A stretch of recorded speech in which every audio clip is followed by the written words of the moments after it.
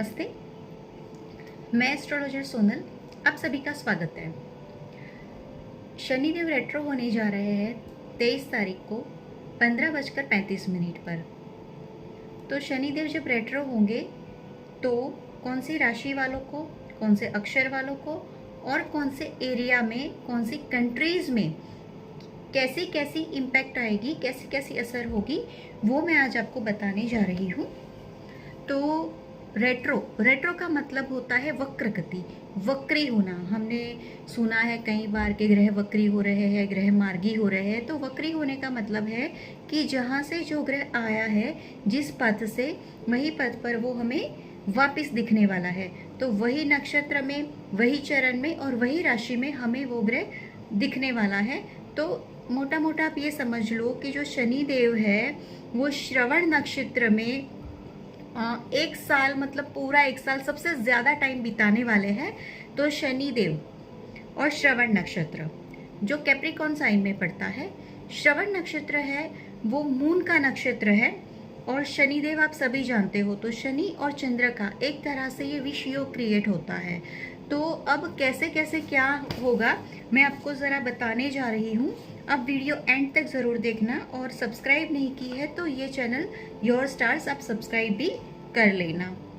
तो स्टार्ट होगा शनि रेट्रो मई 23, 2021 से 15:35 और ख़त्म होने वाला है जब वो मार्गी होगा, वो होगा अक्टूबर 11, 2021 में 3:43 पर वो वापस मार्गी होना चालू करेगा। तो अब अभी जो शनि है हमारा वो श्रवण नक्षत्र की थर्ड पदा पे है और मिथुन नवांशा में रहेगा।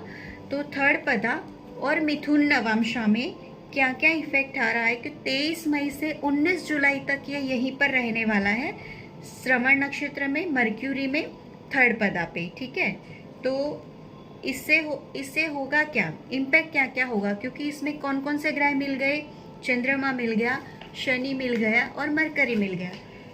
चंद्रमा जो है वो मन का कारक है, काल पुरुष की कुंडली में 4th हाउस का कारक है, अपने माइंड का कारक है, माता का कारक है, सुखाकारी का कारक है। ठीक है, अपने माइंड सेट, क्या हम अपना माइंड सेट क्या रखते हैं, मानसिक व्याधि, उपाधि, वो सारा हम मून से देखेंगे।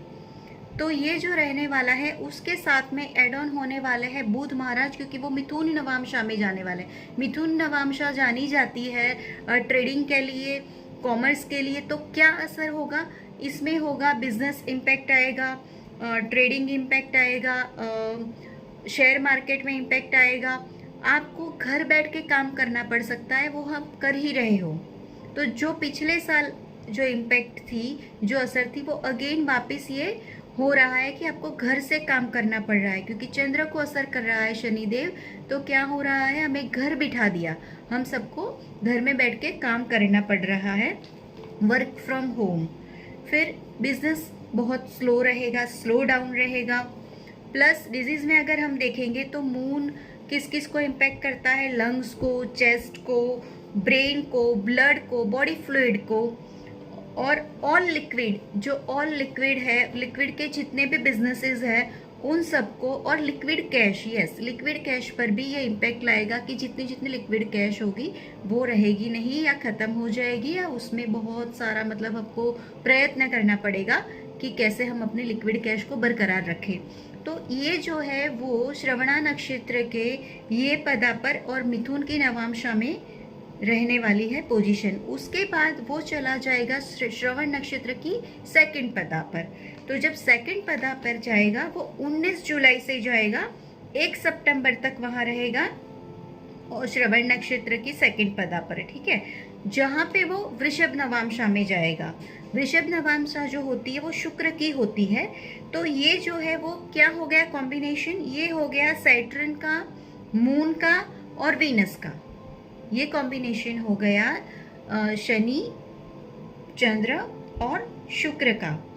तो उससे क्या क्या इम्पैक्ट आएगा कि भाई इसमें पारिवारिक संघर्ष आप सबके बढ़ सकते हैं, स्त्री से रिलेटेड या स्त्रियों को ज़्यादा प्रॉब्लम आ सकती है, अपनी कंफर्ट, अपनी हैप्पीनेस, अपनी लग्जरी लाइफ, उन सब पे आपको इम्पैक्ट आ सकती है, फर्टिलिटी पे इम्पैक्ट आ सकती है, आपकी हैप्पीनेस वाली जो जर्नी है वो नहीं होगी इस टाइम पे।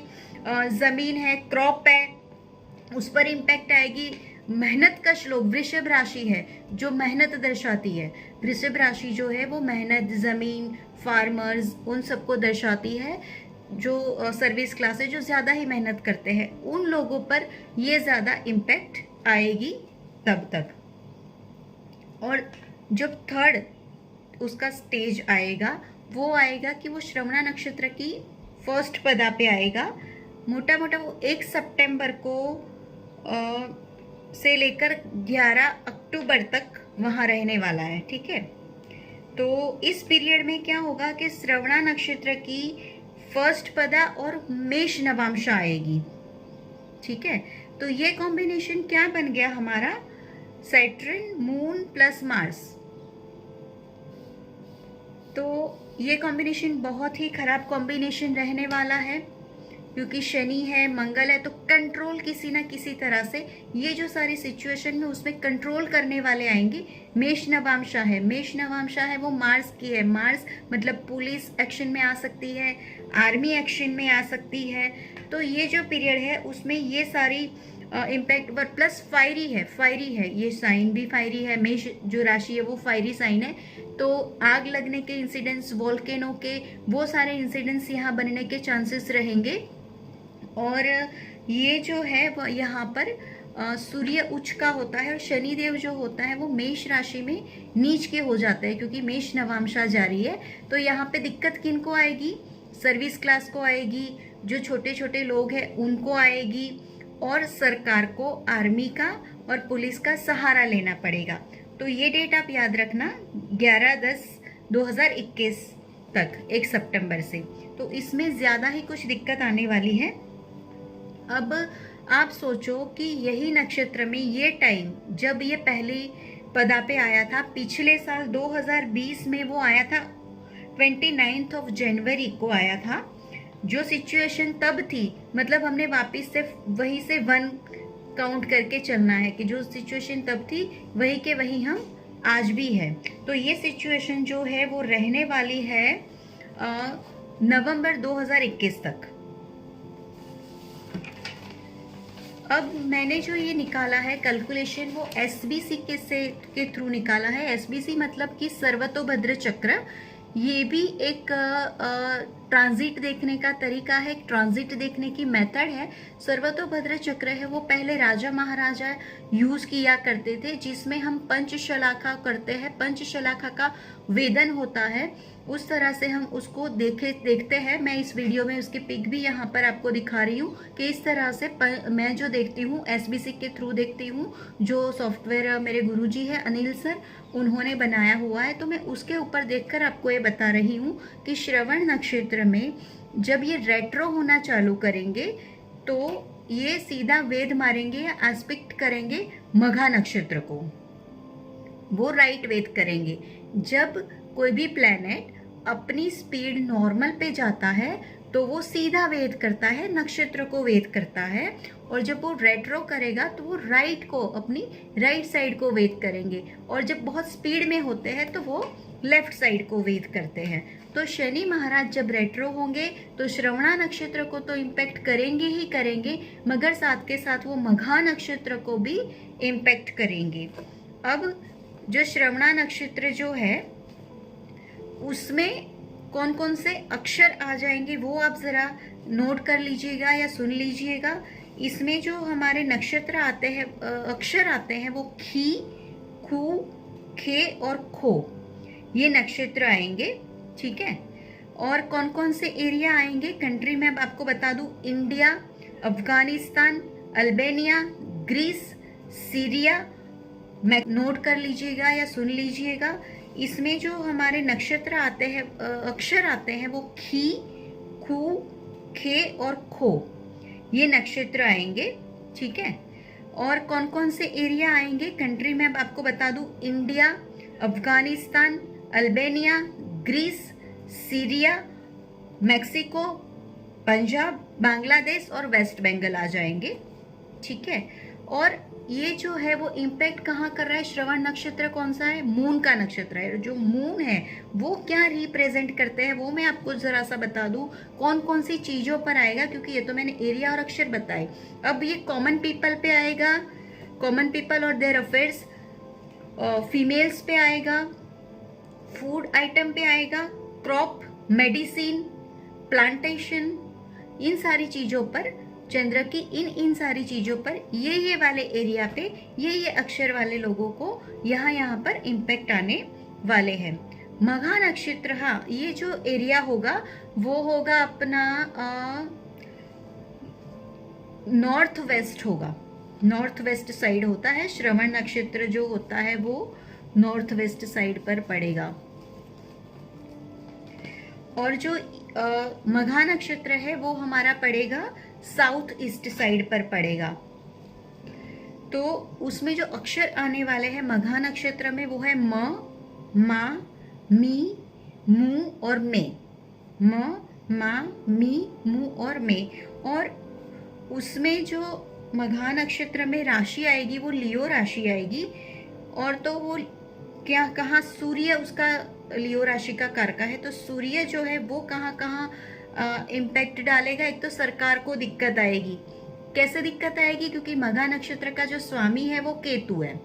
तो केतु क्या करता है? वो सेम राहु की तरह ही काम करेंगे। सडन एक्सीडेंट्स होंगे, लॉस ऑफ कैटल्स होंगे, फिर मतलब डिस्ट्रक्टिव क्लाइमेट हो जाएगा। मतलब वही जो मैंने बताया, वोल्केनो है, फायर इंसिडेंट्स, ये सारे इंसिडेंट्स बनने के चांसेस है। और इससे क्या होगा? सरकार को दिक्कत आएगी।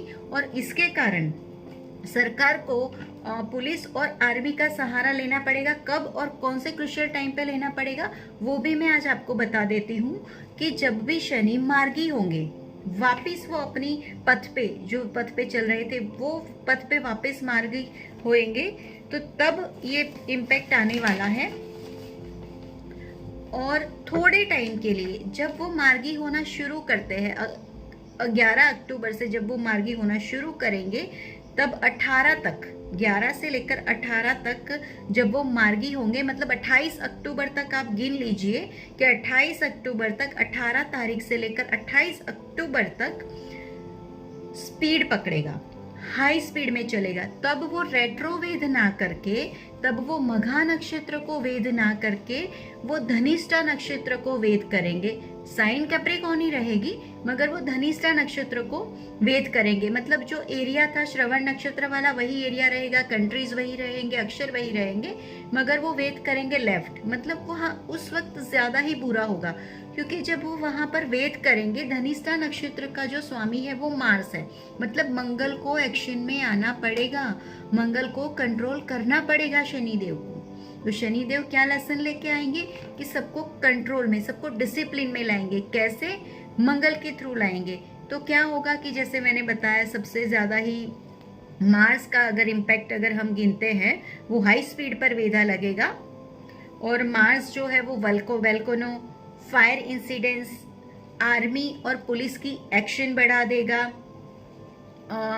वॉर हो सकती है, सर्जरीज बढ़ जाएंगी, फिर फायर एलिमेंट से कहीं पे आग लग जाना, कहीं पे कुछ हो जाना, लोगों में भी देखा जाएगा ट्रेंड के गुस्सा हो जाना, शॉर्ट टेम्पर्ड हो जाना। जो जो अक्षर मैंने बताए थे वो अक्षर वालों को तो शॉर्ट टेम्पर्ड होने से बहुत ही कंट्रोल करना पड़ेगा, अपने मूड को बहुत कंट्रोल करना पड़ेगा, अपने इमोशंस को बहुत कंट्रोल करना पड़ेगा। ये पीरियड जो आएगा, वो जो मैंने कंट्रीज बताई थी, वो सारी कंट्रीज में हमारे इंडिया, अफगानिस्तान और इंडिया में पंजाब, वेस्ट बंगाल, वो सारे एरिया पे ज़्यादा ही इम्पैक्ट आने वाला है कि सरकार को ये सारी चीज़ों को कंट्रोल करने के लिए मार्स मतलब कि पुलिस और आर्मी का सहारा लेना पड़ सकता है। तो ये जो है मोटा मोटा मैंने आपको रेट्रो शनि के बारे में बताया है कि रेट्रो शनि जो है वो जब वापस जाएंगे, वापस उसी नक्षत्र से वापस आएंगे, तो ये इम्पैक्ट करेंगे। वो सबसे ज़्यादा इम्पैक्ट करने वाले हैं मून को, चंद्रमा को। मतलब कि आपका जो भी थॉट प्रोसेस है, आपका मूड है, उस पर शनिदेव इम्पैक्ट करने वाले हैं, सर्विस क्लास पर इम्पैक्ट करने वाले हैं। उन सबको कंट्रोल करने के लिए सरकार को मुसीबत बढ़ने वाली है। बुध भी उसमें इन्वॉल्व हो रहा है, नवांशा वाइज तो ट्रेडिंग, कॉमर्स, बिजनेस इम्पैक्ट होगा।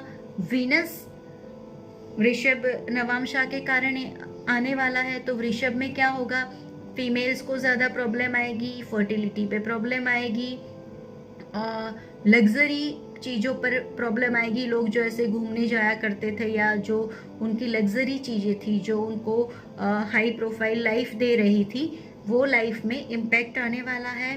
और मार्स, ये इम्पैक्ट को इतना बढ़ जाने पर वर्कर्स, छोटे लोग अपने ज़मीन का जो काम करते हैं, मतलब आप समझ लो फार्मर्स है, जो लेबर है, वो सारे ही अगेंस्ट हो जाएंगे सरकार के। तो उसको कंट्रोल के लिए सरकार को लास्ट में, मतलब 25 से 28 अक्टूबर का ये टाइम रहेगा, जो मैंने कंट्री बताए हैं वो, और वो अक्षर पे बहुत ही प्रॉब्लम आ सकती है। तो भगवान करे, मैं चाहूँगी ऐसा कुछ ना हो और बहुत ही कंट्रोल कर सके हमारी सरकार भी इन सारी चीज़ों को, और आप सब भी मेंटली प्रिपेयर रहिएगा। शनिदेव रेट्रो हो रहे हैं। शनि है कर्म के दाता, मतलब कुछ छूट गया है पीछे, है ना। रेट्रो होने का मतलब क्या है कि वो तो आगे निकल गए, मगर उनको एकदम से याद आता है कि यार मैं कुछ उनको देना भूल गया, या इस चीज़ की सज़ा देनी थी वो मैं भूल गया। तो वो वापस जाएंगे उसी पथ पर, और वो पूरे कर्म का हिसाब करके करा के फिर आगे बढ़ेंगे, क्योंकि शनि देव है वो कर्म के देवता है। जो कर्म आपने किए हैं वो आपको भुगतने हैं, तो उसकी सज़ा आपको शनि देव देते हैं। या सज़ा ना बोलकर हम ये बोल सकते हैं कि वो आपकी लाइफ को डिसिप्लिन में लाना चाहते हैं, हर इंसान को डिसिप्लिन करना चाहते हैं। अभी हो क्या रहा है, देखो कर क्या रहा है कि वो बोल रहे हैं कि आप घर पे रहो, आप फैमिली की केयर करो, आप ज़्यादा फालतू के खर्च मत करो, क्योंकि हम जितना कमाते हैं हम कहाँ डालते हैं, कहीं यहाँ पे डाल दिया, कहीं घूमने चले गए। अब ये क्या सिखा रहा है, लोग अभी कर क्या रहे हैं, घर पे रह रहे हैं, और काफ़ी लोग अपनी कमाई है, जो बहुत ही अच्छे लोग हैं, वो गरीबों को दे रहे हैं, उनकी इलाज के लिए दे रहे हैं, उनके फूड के लिए दे रहे हैं।